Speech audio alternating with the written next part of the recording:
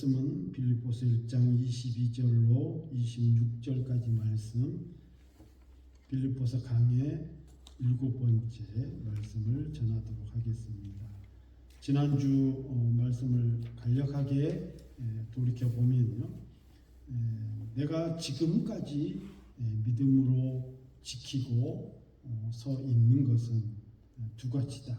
첫 번째로는 누군가의, 그리고 성도들의 중보 기도가 있었기 때문이다. 너희의 간절한 기도. 그리고 두 번째로는 성령의 도우심이 있었기에, 그러면 하나님 은혜가 있기 때문에 지금까지 우리가 서 있는 것입니다. 그리고 두 번째로는 바울의 삶 전체가 오직 예수 그리스도였다. 그래서 내가 사나 죽으나 오직 그리스도 그분밖에 없다. 그래서 우리가 사는 것이란 무엇인가 라는 말씀을 어떤 질문을 던졌을 때에 우리는 오직 그리스도, 21절이 중심적인 말씀이라고 들었는데, 이는 내게 사는 것이 그리스도니 죽는 것도 유익함이라. 그래서 오늘 22절부터 빌립보서의 7번째를 이어가게 되는데요. 지난주와 이번 주 같은 맥락에 있는 말씀을 기억하면서 바울이 지금 감옥에서 재판에서 사느냐 죽느냐, 사형이냐 풀려나느냐 하는 말씀. 그래서 이는 내게 사는 것이 그리스도니 죽는 것도 유익하다. 내가 살아있는 이유도 그리스도를 위해서. 죽는 것이 결정된다 할지라도 유익하다 하는 말씀을 하고 있는데, 오늘 본문에 있는 22절로 26절의 말씀은 한마디로 표현하면 바울은 나보다도 교회를 위한 삶에 대해서 말씀하고 있습니다. 그래서 24절이 중심 구절인데요. 내가 육신으로 있는 것이, 즉 다시 죽지 않고 사형 판결을 받지 않고 내가 다시 사는 것이, 그래서 너희와 함께하는 것이 더 유익이다 하는 말씀이에요. 내가 육신으로 있는 것이 너희를 위하여 더 유익하리라. 바울은 두 가지를 고민했죠. 죽으면 그리스도와 함께 있으니 더 좋다. 또 두 번째로는 그러나 살아있으면 성도들을 섬길 수 있다. 결국 바울은 이 자신의 행복보다 성도들의 유익을 선택했습니다. 사실 이 부분은 많은 성도들이 오해할 수 있는 그런 본문들입니다. 바울은 당연히 사도였고 사명자였기 때문에 자신의 삶보다도 교회를 위해서 더 살아갈 수 있는 그런 의미이기도 하고 충분히 이해할 수 있습니다. 그러나 일반 성도에게 있어서 똑같이 적용되는지 고민하게 됩니다. 살아가는 삶, 주어진 삶보다도 교회를 더 생각하고 교회를 더 섬길 수 있는지, 그래서 오늘 그 부분을 포커스를 맞춰서 살펴볼 건데요. 다시 말씀드리지만 바울이 로마 감옥에서 이 재판을 기다리고 있을 때 석방이냐 사형이냐, 바울이 고민하는 것이 그것이죠. 나는 무엇을 지금 원하는가? 사는 것이냐?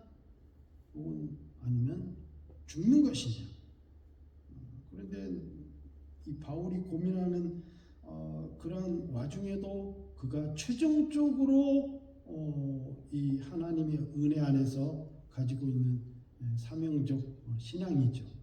하나님이 내게 원하시는 것이 무엇일까? 그러니까 재판에서 사형이냐 혹은 석방이냐, 이것은 그에게 그렇게 중요한 문제가 아니에요. 하나님이 나에게 지금 원하시는 것이 무엇인가? 그것이 바울의 큰 고민 중에 하나였고, 그리고 신앙적 결단과 선택이 된다 이 말이에요. 그래서 22절부터 살펴보면요. 그러나 만일 육신으로 사는 이것이, 다시 석방되는 걸 말하는 거죠. 내 일의 열매일진데, 당연히 그 열매라는 것은 성도들 교회에 관련된 일들이겠죠. 그러니까 내가 다시 살아서 어떤 교회에 사명을 감당하고 복음의 사명을 감당해서 많은 열매를 맺는 것. 그러나 내 일의 열매일진데 무엇을 택해야 하는지 난 알지 못하노라. 확신이 없다는 거예요. 조금 아이러니한 것 같죠. 내가 다시 살아서 그리고 열매를 맺는 것이 그것을 택해야 되는지 내가 알지 못하겠다. 왜 그 고민 가운데 있겠습니까? 그것을 그 다음 절에 가보면 잘 나옵니다. 내가 그 둘 사이에 끼었으니 23절이요. 차라리 세상을 떠나서 그리스도와 함께 있는 것이 훨씬 더 좋은 일이라. 이렇게 표현하고 있어요. 내가 지금 죽는 것이 두렵지 않다는 거죠. 죽으면 그리스도와 함께, 왜 나의 삶의 전부는 그리스도니까 그리스도와 함께 하기 때문에 그것이 훨씬 더 좋다. 이게 훨씬 더 좋다라고 아주 강한 강조법을 쓰고 있죠. 그런데 이 바울에게 있어서 훨씬 더 좋음에도 불구하고 왜 내가 다시 살아서 너희와 함께, 즉 교회를 생각하면 내가 다시 살아야 되는 거예요.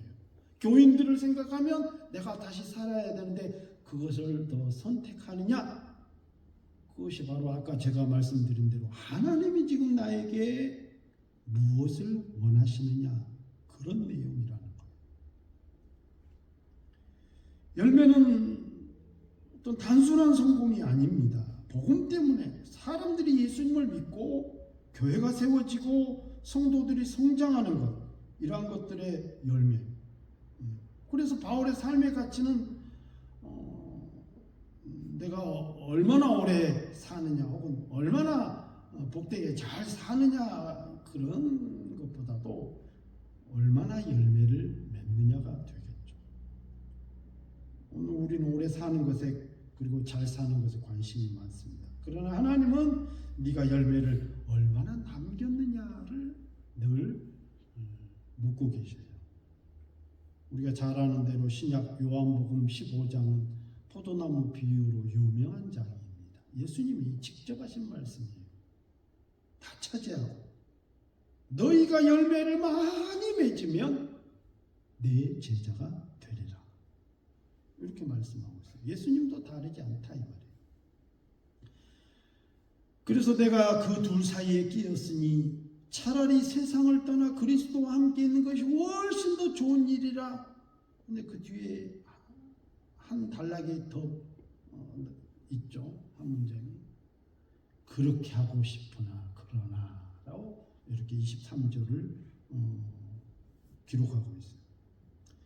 바울은 죽는 것이 두렵지 않았습니다. 오히려 훨씬 더 좋다라고 하는 이 강한 강조 표현. 단순히 그가 천국이 좋아서 그런, 물론 천국 좋죠. 그런데 그렇게 우리가 쉽게 생각하면 안 됩니다. 예수 믿으면 천국이다. 단순히 천국을 생각하는 그런 차원이 아니라 예수님과 함께라서 더 좋은 것이라는 거죠. 여러분, 우리가 하나님의 은혜와 사랑을 받아보면 이 말의 의미가 충분히 이해가 되죠. 예를 들면 명절이 되어서 시골을 생각하면 왜 내려갑니까? 부모님이 계시니까요. 우리가 시골집이 좋아서 가는 것은 아닐 거예요. 물론 우리의 기억 속에서 우리의 자라는 성장 가운데 많은 물론 좋은 추억, 안 좋은 추억 여러 가지 있지만 성장해 나가면서 어떤 많은 오랜 기억이 머물러 있기 때문에 시골이 좋다라고 느낄 수 있지만, 만약에 부모님이 안 계신다고 생각해 보세요. 잘 가고 싶지 않아요. 하다못해 어머님 한 분만이라도 살아 계셔도 우리는 시골에 갈 이유가 충분히 되고, 왜? 어머님 배로. 그분은 우리의 사랑이고 우리의 은혜고 우리의 전부였기 때문에. 부모님이 계시기 때문에 훨씬 더 좋은 이유가 되는 거죠. 우리가 천국을 소망하는 것도 바로 예수님 그분 때문인 것이에요.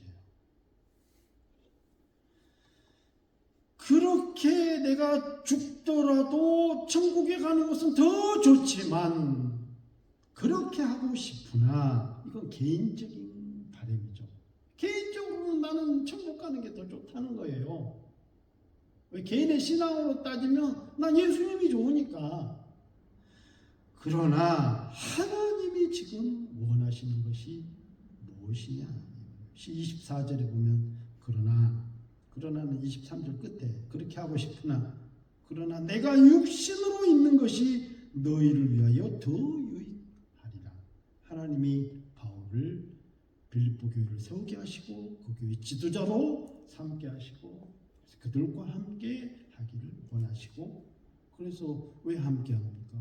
더 많은 사람을 전도하고 더 많은 사람들의 신앙을 양육시키고 세워나가고, 여기서 바울의 사랑이 드러나는 것입니다. 자신의 소원은 천국에서 예수님과 함께하는 것이지만 성도들을 위해 살아있는 것이 더 필요하다고 생각하는 거예요. 그래서 바울은 자신보다 교인들의 유익을 선택한 것입니다. 25절과 26절 내가 살 것과 너희 믿음의 진보와 기쁨을 위하여 너희 무리와 함께 거할 이것을 확실히 아노니 내가 다시 너희와 같이 있으므로 그리스도 예수 안에서 너희 자랑이 나로 말미암아 풍성하게 하려 함이라. 이렇게 말씀하고 있어요. 바울의 목회 철학이 아주 잘 드러난 모습입니다. 내가 살 것은 너희의 믿음의 진보와 기쁨을 위함이라.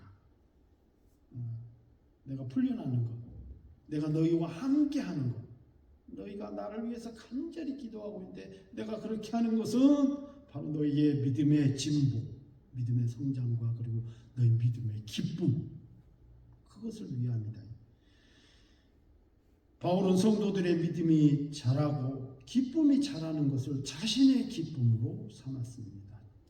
그래서 좋은 목회자라는 것은 사람을 어떤 성도들을 자기에게 묶어두는 것이 아니라 그리스도 안에서 자라가게 하는 것이 좋은 목회자가 되겠죠. 그리고 교회 지도자가 될 것입니다. 또 신앙에 앞선 사람들이 될 것이에요. 그러면 우리가 일반 성도들은 이제 지금 바울 하면 오늘 본문 1장 22절로 26절에 있는 말씀, 제가 처음에 드렸던 말씀, 자신보다도 교회를 더 생각하는, 교회를 더 사랑하는 이 목회를, 그 신앙을 이야기하고 있는데, 일반 성도들은 어떻게 적응해야 하느냐 이 말이에요. 많은 성도들이 이러한 문제에 대해서 고민할 수밖에 없죠.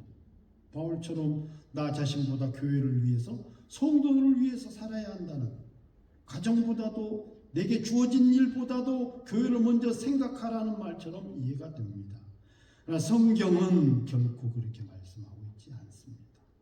바울이 말한 것은 교회 중심이 아니라 그리스도 중심이라는 그런 의미예요. 그래서 일반 성도에게서는 이렇게 적용할 수가 있겠습니다. 가정에서요. 먼저는 가정은 작은 교회의 출발이니까 우리가 되게 교회에서는 믿음 생활을 잘하는데 가정에서는 그렇지 못할 때가 있거든요. 가정에서는 신앙생활이 엉망이고 혹은 가정이 늘 평안하지 못한 이유들이 되기도 하죠. 신앙과 삶이 서로 분리되어 있습니다. 하나가 돼야 되는데 일반 성도들이 가정에서 남편은 그리고 아내는 혹은 자녀는 내가 대접받아야 된다, 섬김을 받아야 된다 하는 것보다도 내가 남편을 어떻게 세울 것인가, 내가 아내를 어떻게 더 사랑해 줄까, 그리고 내가 자녀들을 어떻게 믿음으로 양육시킬까, 자녀는 부모를 믿음으로 어떻게 더 공경할까, 서로를 그리스도 안에서 세우고 높이려는 삶이 바로 바울을 통해서 우리에게 교훈하고자 하는 그런 성경의 말씀이에요. 직장에서도 마찬가지입니다. 다들 성공하려고 하고 승진하려고 하고 뭔가 그것을 향해서 치열하게 경쟁적으로 달려갑니다. 근데 성경적 교훈과 오늘 말씀을 우리가 접목해 보면 내 성공만 생각하는 삶을 이제는 벗어나야 된다는 거예요.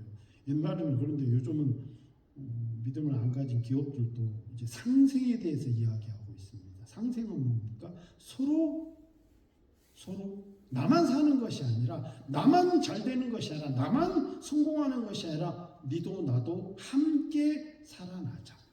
그런 거죠.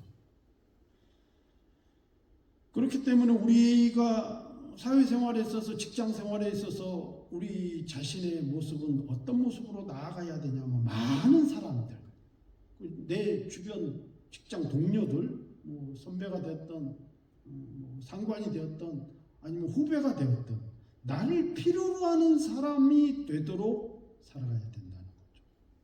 나뿐만 아니라 나와 함께 서로 성장해 나가는 그렇게 하려면 여러분 말은 쉽죠. 그렇게 해야지. 구체적으로 어떻게 해야 되냐면 정직해야 합니다. 그리고 먼저 희생해야 돼요. 희생하는 부분은 다 하기 싫은 부분이거든요. 타인에게 신뢰를 줄 만한 행동들이 있어야 돼요. 그게 실력이 될 수도 있습니다만 실력은 과연 얼마나 되겠냐 이 말이에요. 몇 퍼센트나. 오히려 정직하고 성실하고 희생하고 그래서 동료에게 도움이 되고 동료들이 믿을 만한 저 사람은 우리 사업터에서 우리 직장에서 우리 부서에서 꼭 늘 함께 했으면 좋겠다 하는 사람 이제 교회로 끌어와 보십시다.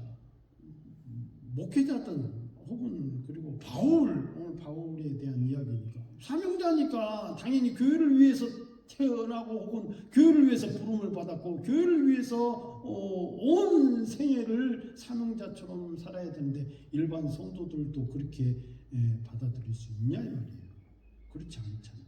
그래서 교회에서 접목해야 될 것은 내가 어떤 섬김을 받고 무엇을 받고 누릴까 보다는 믿음이 약한 성도들을 도와주고 또 교회 소외된 사람들 혹은 믿음이 약한 자들 항상 내가 주장하기보다는 그들의 얘기를 들어주고 연약한 성도들을 돕고 세우고 북돋아주고 그리고 봉사하고 위로는 뭐 교회 지도자들의 말씀 그죠 목사님 혹은 장로님 혹은 권사님 또 신앙이 오래된 분들 리더들 그런 사람들의 말씀을 잘 또 믿고 따르고 순종하고 그리고 그들을 위해서 끊임없이 중보 기도하는 성도 이것이 바로 바울이 강조하고 싶은 말씀들이에요.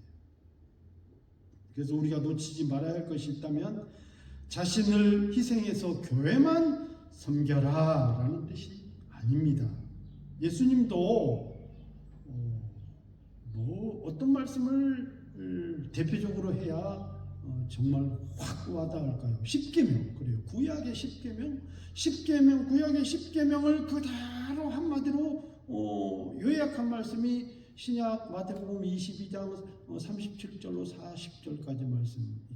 너는 마음을 다하고 성품을 다하고 정성을 다하여 네 하나님을 사랑하라. 위로는 하나님이죠.